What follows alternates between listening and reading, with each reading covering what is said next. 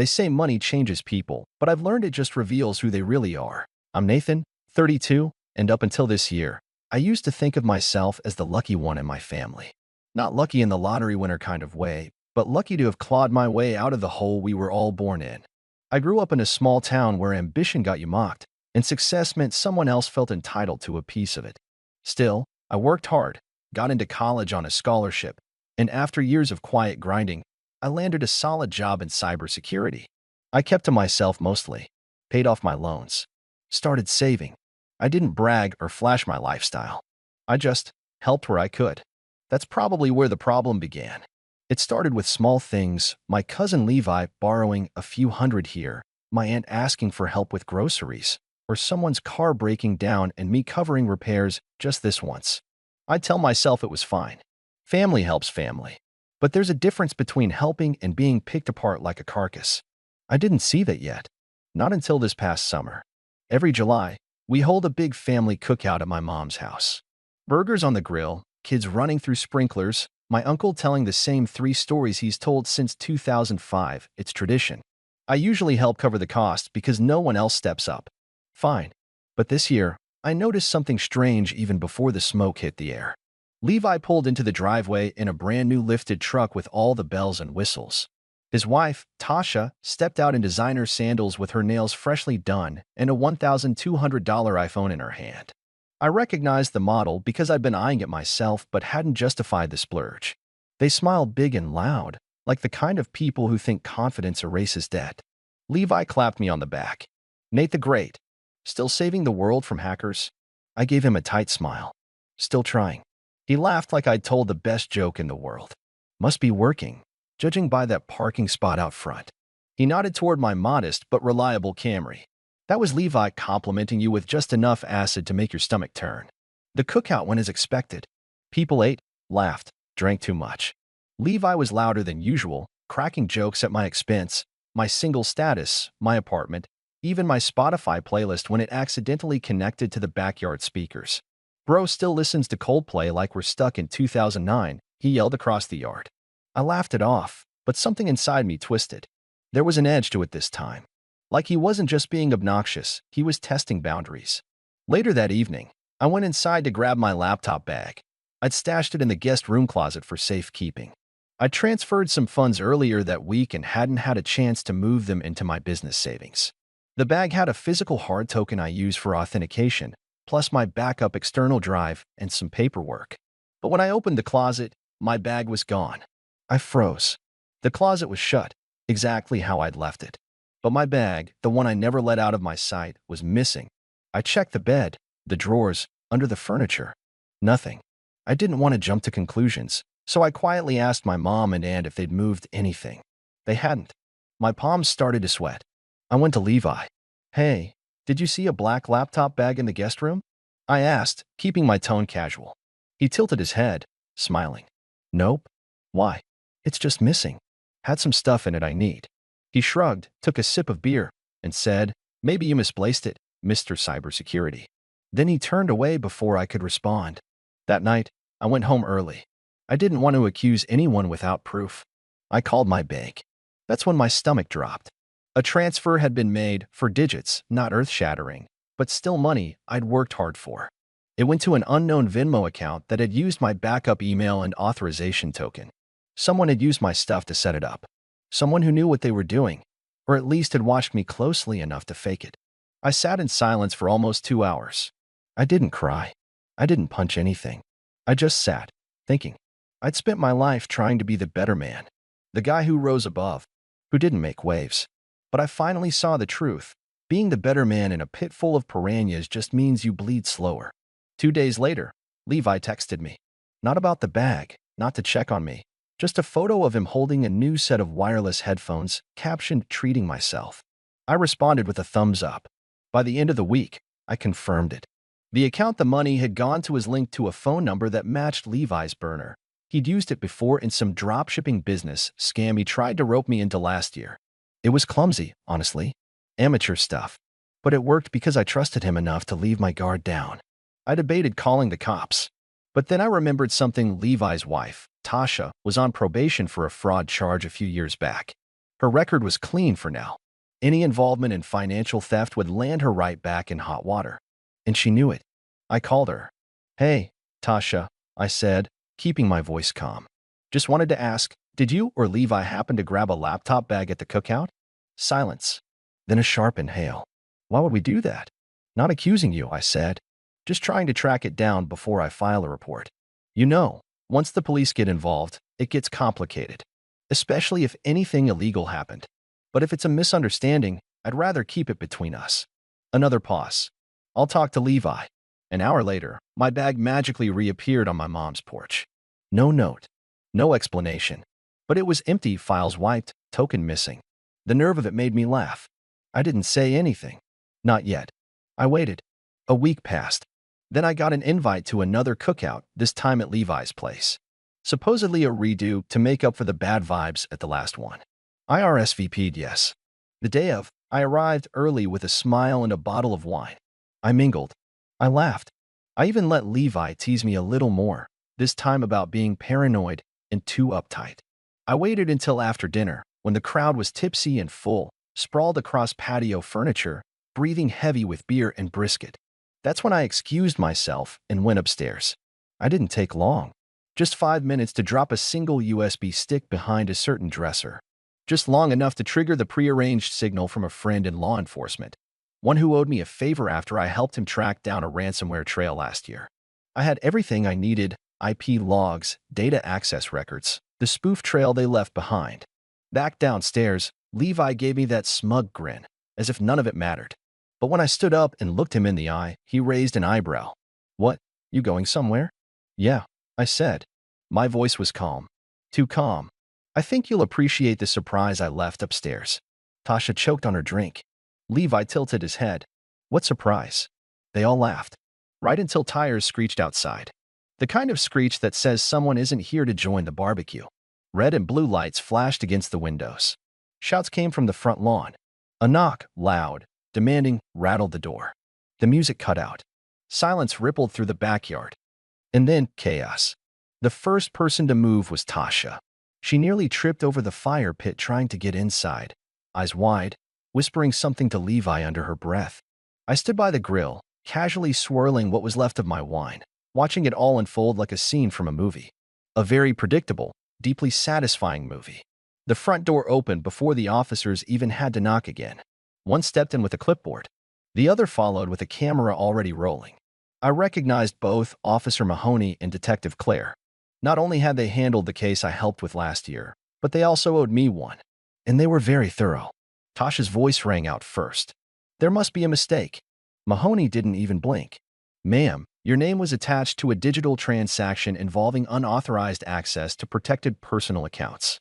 We have a warrant to search the premises and seize any connected devices." Levi stood frozen, jaw tight. "Wait, this is insane. This is harassment." He pointed at me. "He's making this up. He's trying to embarrass me in front of my family." "Oh, I'm just the IT guy," I said with a shrug, feigning confusion. "You know, paranoid, uptight, all that. Not the type to notice when someone uses my multi-factor authentication token and fakes my credentials. Not at all." Claire held up the warrant and nodded toward the stairs. 2 other officers entered behind them, gloves on, straight to the second floor. Levi finally snapped. "You set us up, man. You planned this." That got a few murmurs from the crowd. My aunt clutched her purse like she thought she might be next. My uncle, who had just refilled his plate, slowly slid it onto the table without a word. I kept my voice steady. "No, Levi, you set yourself up. I just stopped cleaning up after you." Tasha was pacing now, muttering about lawyers, about this being nothing. But I caught the tremble in her hands. She knew what was on the line. The crowd began to disperse. Nobody wanted to be part of whatever this was.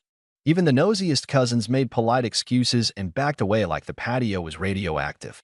I don't blame them. They'd been fed Levi's stories for years about how I was stuck up, stingy, too good for family. And for years, I let them believe it, because it was easier than dragging everyone into the ugly truth. But tonight, the truth dragged itself into the front lawn in a cruiser with sirens still flashing. Officer Mahoney called Levi and Tasha over to the side.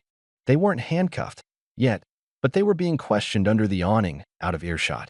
I saw Levi waving his arms, defensive, trying to act like none of this was a big deal. Tasha had gone quiet, arms crossed tightly, eyes darting around as if she were calculating escape routes. That's when my mom appeared beside me. I didn't even hear her come up. "Nathan," she said quietly, "what is going on?" I glanced at her. Her face was pale, unsure. She looked smaller than I remembered. "You want the polite version or the real one?" Her lips parted. No words came out. "Levi stole from me," I said flatly. "Not the first time. But it's the first time I stopped pretending it didn't happen. But he's your cousin." "Yeah," I said, setting my glass down. "And I was his bank account." She opened her mouth to speak again, but I stopped her with a look. "Don't defend him. Please. Not this time." A beat of silence. Then another. "I didn't know," she finally said. "I swear I didn't know." I nodded. Maybe she didn't. Or maybe she just didn't want to know. The officers came down a few minutes later with Levi's tablet, Tasha's phone, and a small USB drive I recognized instantly, the one missing from my laptop bag. Claire gave me a glance on the way out, just a flicker of acknowledgement. They didn't arrest them on the spot. These things take time, but I knew the evidence was strong. And Levi and Tasha knew it, too. The panic in their eyes said everything. Levi tried to follow the officers to their car, asking questions, insisting there was a misunderstanding. But they weren't listening anymore. The show was over. The lights dimmed. Curtains drawn. I left without saying goodbye. As I walked past Levi's new truck in the driveway, leased, not owned, I knew from the documents I'd peeked at, I couldn't help but tap the hood lightly with my knuckles. "Nice ride," I muttered. "Shame if it ends up as evidence." The moment I got home, my phone lit up. First, a text from Tasha. "You're disgusting. You've always been jealous of us. I hope you're proud of yourself." Then one from Levi. "I'll fix this. You're gonna regret messing with me." I didn't reply. Not because I didn't have anything to say, but because I had something better. Silence. The kind of silence that comes after you finally stop allowing people to chew through your boundaries like termites through floorboards. But I wasn't done. I still had one more move to make. Something they didn't see coming. Something personal.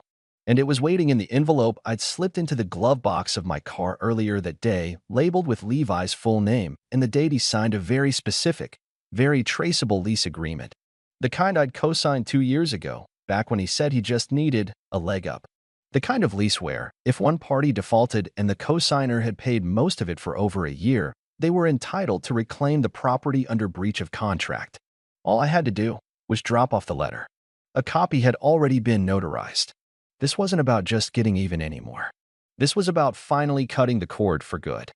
I didn't sleep much that night. Even after the officers left, even after the house had gone quiet and Levi's backyard party had scattered like roaches under a flipped light switch, I couldn't settle.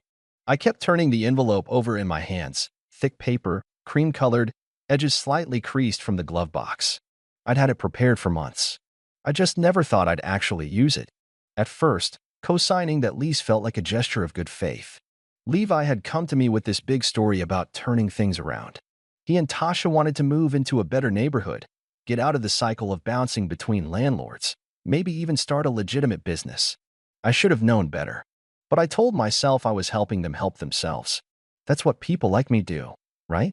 The responsible one. The solid cousin. The guy who always shows up. Except the payments kept slipping, then disappearing. And every time I brought it up, Levi had a new excuse, a bad client, a banking error, a friend who was supposed to pay him back and flaked. I ended up covering their rent more often than not, afraid missing a payment would hit my own credit. It was like trying to hold a roof up with my bare hands while they danced on it. So I documented everything. Quietly. Every payment. Every excuse. Every instance I transferred money from my account to cover their side. I even kept screen recordings of our texts. Months passed, and eventually, I consulted a friend, an attorney I trusted, who told me exactly what to prepare if I ever wanted out. That envelope? It was the legal key to evicting Levi and Tasha from the very house they flaunted at every cookout, every gathering, every smug social media post. And tonight, I wasn't just ready, I was done. The next morning, I pulled into their driveway just after 9 a.m. I didn't want to see them. That wasn't the point.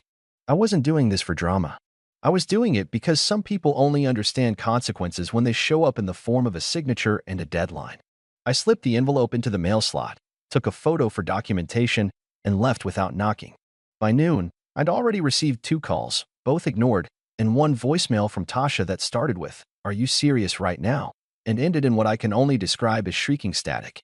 I didn't listen to the whole thing. By 3 p.m., Levi had texted a photo of a crumpled envelope and said, "You're ruining everything. Over a couple thousand? You're sick." I didn't reply. At 6:15, I got a group text from my mom. "Family meeting tonight. Please come. We need to talk this through like adults." I stared at the message for a full minute before responding. "I'll be there. Bring everyone." I arrived at my mom's place just as the sun was setting. The living room was already full. My aunts, uncles, a few cousins, Levi slouched in the corner with a hood over his head, Tasha pacing like a caged animal, and my mom sitting rigidly on the couch with a tray of untouched cookies in front of her. Family meeting, indeed. I walked in without a word, dropped my coat over a chair, and sat down like I had nothing but time. It was my Uncle George who spoke first. "Nathan, what's going on? Your cousin said you. He said you're trying to get them kicked out of their house." I nodded slowly. "I'm not trying. I am." Gasps. Tasha actually scoffed. Levi muttered something I didn't catch. Mom looked at me with that tired disappointment she reserved for family drama she didn't want to be part of. "Why would you do something so extreme? You two grew up like brothers." "Because I'm tired," I said. "Because I've paid their rent for 14 out of the last 19 months. Because Levi stole from me. And because no one here seems to care until the consequences land in their own backyard." The silence after that wasn't peaceful. It was heavy, suffocating. Tasha threw up her hands. "You're acting like we're criminals." "You are," I said, finally meeting her eyes. "You accessed my accounts. That's wire fraud. You wiped my files. That's tampering. You used my trust to keep your lifestyle afloat. That's manipulation. And now, you're reaping the reward." Levi stood suddenly. "You think you're better than us? Just because you've got a degree and some boring job? You're not special, Nate. You're just petty." I stayed seated. Calm. Too calm. "No, Levi. I'm just finally finished pretending that being generous means being a doormat." Mom tried to intervene again. "Sweetheart, please. We can fix this. Maybe if we talk to the landlord." "I'm the landlord," I snapped, and the room went still. I hadn't meant to say it like that, but it was the truth. See, part of what I'd done with my savings and the extra income from the side consulting gigs I never told the family about was invest. Quietly. Smartly. And one of those investments had been in the property Levi and Tasha rented. The owner had wanted out, and I saw an opportunity. I bought it anonymously through an LLC with a friend's help. They never knew. Until now. Levi's mouth opened. Nothing came out. "You've been living in my property," I said. "On my dime. And now, you violated that lease and stolen from me. So yes, you're being evicted. You've got 2 weeks to vacate. And if you so much as touch another dime of mine, I'll see you in court." Tasha sat down hard, like her legs had given up. No one spoke after that. I stood, put my coat on, and just before I left, I paused by the doorway. "Oh," I said without turning around, "you'll be receiving notice soon about the outstanding utilities I've covered in your name. That's separate." Then I walked out. Outside, the air was crisp, almost sharp. My chest felt tight, but not in a bad way. Like I'd finally exhaled after holding my breath for far too long. But as I reached my car, my phone buzzed again. Not Levi this time. Not Tasha. It was a cousin I hadn't heard from in years. The message read, "Hey man, just heard what happened. I need to talk to you. It's about Uncle George. And your mom. Something weird's been going on." I stared at it, pulse quickening. I hadn't expected this. Not now. Not when I thought the storm was clearing. I stood in the driveway for a long moment, phone in hand, that message staring back at me like a crack forming in glass I thought had finally stopped splintering. "It's about Uncle George. And your mom. Something weird's been going on." I had come for closure. Finality. Revenge, sure, but clean, surgical, overdue revenge. The kind that wraps up neatly, with consequences and consequences only. But this? This felt like the start of something else. Still, I couldn't ignore it. So I texted back, "What's going on?" The typing bubble appeared, then vanished. Then appeared again. Then finally, "You need to see this for yourself. You free tomorrow morning?" I agreed to meet at a cafe across town, neutral ground. No chance of running into anyone else. No family photos on the walls. No familiar eyes watching from behind counters. The next morning, I showed up 5 minutes early. I always do. Aaron, my cousin on my dad's side, was already there, seated at the back, nervously picking at a blueberry muffin. I hadn't seen him since our grandfather's funeral. He'd always kept his distance from the rest of the family, worked construction jobs up north, and mostly stayed out of the drama. The fact that he was reaching out now told me this wasn't gossip. It was something real. He slid a manila envelope across the table. "What is it?" I asked. "Stuff I found when I was helping Uncle George clean out the garage last month." He asked me to burn it. I didn't. I opened it slowly. Inside were copies of old bank records, receipts, scans of checks made out from my accounts. Several of them forged, my signature perfect, but not mine. Some dated back 3 years. Others more recent. But they all had one thing in common. They were processed through a shared bank account I didn't even know existed. Aaron leaned in. "Look at the name on the joint account." I did. My stomach turned. Margaret Ellis. My mother. I flipped through the pages again, my hands going cold. A slow numbness spread through me as the realization settled. For years, my mom had quietly siphoned money through an account I never authorized, under the guise of helping the family, I assumed. Rent here, a bill there, a small loan she never mentioned, all backed by my identity, my income, my credit. "Oh God," I muttered. Aaron looked uncomfortable. "I didn't know if I should tell you, but after what happened with Levi, I figured you deserved the full picture." I sat back, dazed. This wasn't just betrayal. This was systemic, calculated, a long con. My mother, the woman who taught me to save, who praised my responsibility, who cried when I bought her a new refrigerator, had been skimming off me behind the scenes. Quietly, regularly, enough that it added up. "I thought she didn't know," I whispered. "What?"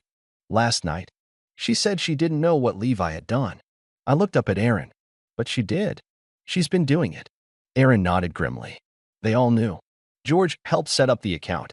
Levi bragged about it once when he was drunk, said your money was basically family funds." My jaw clenched. "How long?" "5 years. Maybe more." I felt like I couldn't breathe. All the emergencies. The times I bailed people out. The lost checks, the unexplained withdrawals I chalked up to error. I thought I was paranoid. I thought I was just being cautious. But I wasn't cautious enough. I left the cafe in a fog, the folder tucked under my arm like a loaded weapon. My thoughts raced. Fury flared, then dulled. I felt hollow, betrayed in a way I hadn't even thought possible. Not by a cousin or a sibling, but by the person who'd raised me, who told me to trust her, who always made me feel like I was part of something larger, family.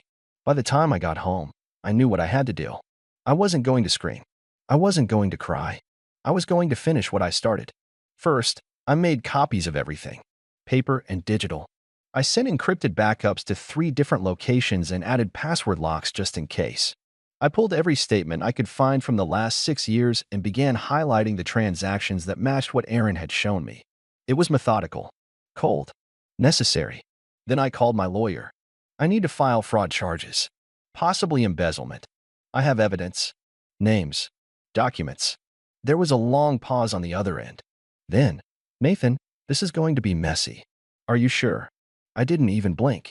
"I'm done paying for everyone else's mess." The next step was the hardest, but it had to be done. I drove to my mom's house that evening. The same house where every Christmas photo was taken, where I learned to ride a bike, where I first brought home a report card with straight A's and she hugged me like I'd saved the world. She opened the door in slippers, her face lighting up for a moment before freezing. "Nathan?" I held up the folder. "We need to talk." I didn't go inside. I made her read the paperwork on the porch under the same porch light that used to guide me home after curfew. Her eyes moved over each page slowly, then faster, then with trembling hands. When she finished, she looked up at me, pale. "Nathan, it wasn't like that. It was just temporary. I was going to pay it back." I raised a hand. "Don't. Please. I only did it for the family," she whispered. "You never asked what we needed. You just assumed throwing money at us was enough. You stole from me," I said. "You lied. You let them treat me like a stranger while you emptied my accounts." Tears welled in her eyes. "I didn't think you'd find out." And there it was. Not guilt. Not remorse. Just fear of being caught. I took a shaky breath. "You have 7 days to repay what you can. After that, the lawyer files. And Mom, don't call me again. We're done." "Nathan, please," she whispered. "I'm your mother." "No," I said, turning away. "You were." And I walked back to my car. The drive home was quiet. No music. No distractions. Just the hum of the engine and the distant echo of what had been my family shattering for good. I knew they'd spin it. Call me cruel, selfish, heartless. Let them. For the first time in my life, I wasn't going to explain or defend myself. I was done being the reliable one, the fixer, the background wallet. I filed the paperwork that Friday. Levi and Tasha were served formal charges for cyber fraud. Uncle George received notice of pending investigation for aiding financial manipulation. And my mother, Margaret Ellis, was hit with a court summons and a request for repayment totaling just under $68,000. I changed my number, locked my accounts, cut ties completely. It's been 7 months. They're still dealing with the fallout. I know because I get updates from Aaron, who ended up testifying in the case. He's doing better now. Moved away. Started fresh. Sometimes we talk. Not often, but enough. As for me, I'm okay. I'm not the same person I was before the cookout. Not softer. Not harder, either. Just aware. Awake. I go to therapy. I sleep better. I don't flinch when my phone buzzes anymore. And my money? Every cent stays exactly where I put it. I still get the occasional message from extended relatives, half guilt, half blame, but I don't read them.